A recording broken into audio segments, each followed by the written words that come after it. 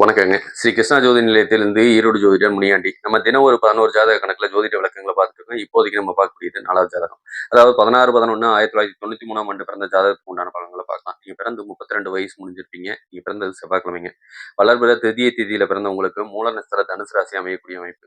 இப்ப இந்த மூல நட்சத்திர தனுசு ராசிக்கு யாரு சந்திராஷ்டமமா வருவா அப்படின்னா, கடகராசி சந்திராஷ்டமமா வரக்கூடியது. ஏ, யோ, பாபி இந்த பெயர் நாமம் கொண்டவங்களுக்கும் இந்த மூல நட்சத்திர தனுசு ராசி பொருந்தும் அப்படிங்கிறத எடுத்துக்கலாம். உங்களுக்கு உண்டான குபேர புள்ளி சித்திர நட்சத்திர துலாம் ராசிலையும், அதிர்ஷ்ட புள்ளி சதய நட்சத்திர கும்ப ராசிலையும் அமையக்கூடிய அமைப்பு சூப்பரா இருக்குங்க. சரிங்களா? இந்த மூல நட்சத்திர தனுசு ராசினாவே என்ன அப்படின்னு பார்த்தோம்னா, இது மூலங்கிறதே கேதுவோட சாரங்க. கேதுனாவே ஞானவான் அப்படின்னா, கல்விமான் அப்படின்னா, அடுத்தவங்களுக்கு உபதேசம் பண்ணக்கூடியவங்க அப்படின்னு கூட நம்ம எடுத்துக்கலாம். சரிங்களா? எல்லாத்தையும் மதிப்பீங்க. அ கொடுத்த வாக்க காப்பதற்காக உயிரையும் குடுப்பீங்க அப்படிங்கிறத எடுத்துக்கலாம். நீங்க ஊருக்கு தான் நல்லவன், வீட்டுக்கு நல்லவன் இல்ல அப்படின்னு வீட்ல இருக்கவங்க திட்டுவாங்க. அந்த சூழ்நிலை வரைக்கும் இழுத்துட்டு போகும். சரிங்களா? நம்பிக்கைக்கு பாத்திரமானவங்க நீங்க அப்படின்னு கூட எடுத்துக்கலாம். சொன்ன வாக்க காப்பதற்காக உயிர குடுக்குறவங்க தான் நீங்க அப்படிங்கிறத எடுத்துக்கலாம். ஓகே. கொஞ்சம் உடல் குண்டு, பருமனா இருக்கக்கூடிய அமைப்பையும் இது ஏற்படுத்திரும். ஒரு சில நேரத்தில கொஞ்சம் கவனமா இருங்க. மூல நட்சத்திர கேதுவோட சாரங்கனால கேது தான் எடுத்தோனே தசாபுத்தி நடத்துவாங்க. அதுக்கப்புறம் வந்தது சுக்கிர தசை ஒரு 20 வருஷ காலம்.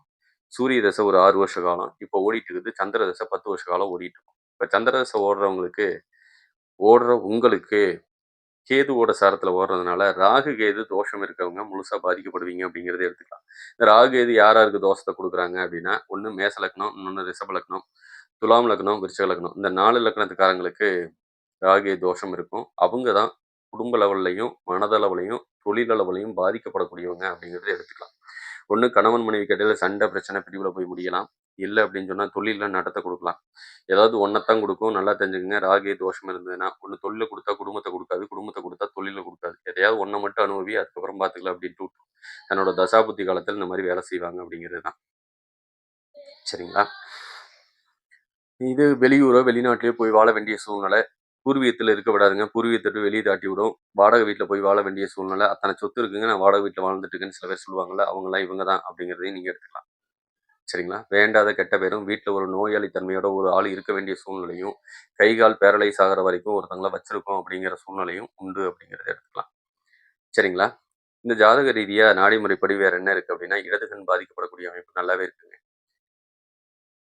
பல தொழில் பார்க்குற யோகமும், முக்கியமா மெடிசின் சம்மந்தப்பட்ட லைனோ, இல்ல நர்சிங் சம்மந்தப்பட்ட லைனோ, இதெல்லாம் லாபத்த குடுக்கும் அப்படிங்கிறது. பிரம்மகத்தி தோஷம் இருக்கிறதுனால எவ்வளவு சம்பாரிச்சாலும் கையில 10 பைசா வச்சுக்க முடியாது இந்த சூழ்நிலையில.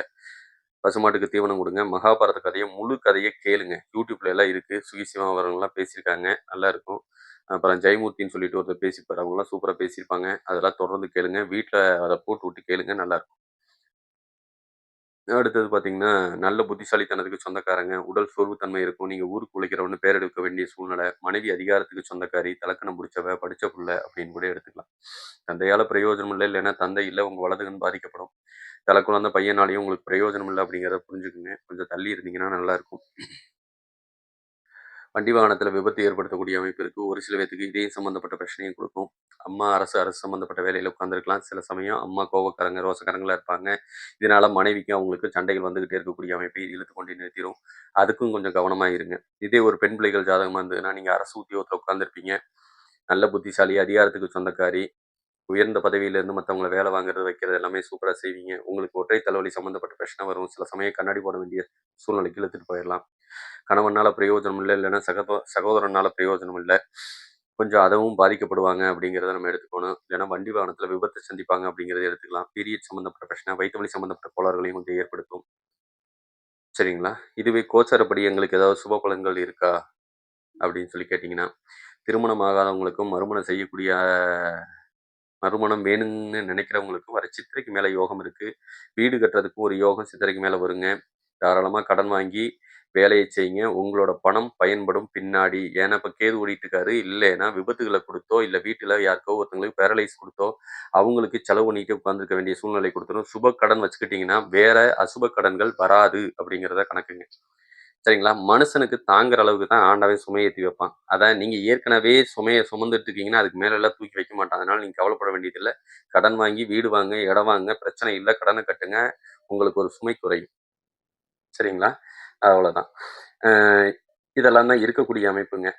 மேலும் உங்களுக்கு வேறு தகவல் தேவைப்பட்டா ஸ்ரீ கிருஷ்ணா ஜுவல்லரி நிலையத்தை அணுகுங்க. நம்ம ஜாதகம் பார்க்கறதுக்கு ரூ. 200 வாஸ்து பார்க்கறதுக்கு ரூ. 2000 ஜாதகம் எழுதுறதுக்கு ரூ. 1500 பிரசன்னம் ஃப்ரீயாவும் பார்த்து குடுத்துட்டுருக்கோம்.